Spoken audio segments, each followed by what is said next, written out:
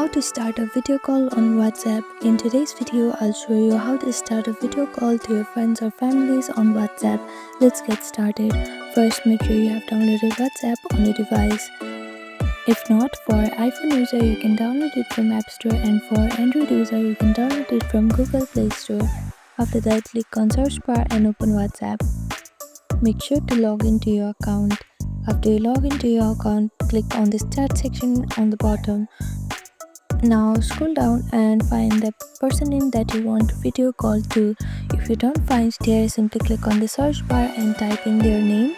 Or if you want to start a new conversation with them, simply click on this plus icon on the top right corner. Then scroll down and click on their name.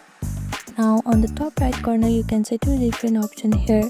On this video like icon, if you click on it, it will start a video call, and just beside that you can see another icon which will start a voice call. Simply click on this video option and click on allow, and that's it. This is how you start a video or voice call on WhatsApp. Thank you for watching this video. Please do not forget to like, share and subscribe to our channel, and comment down below if you have any other queries. Thank you.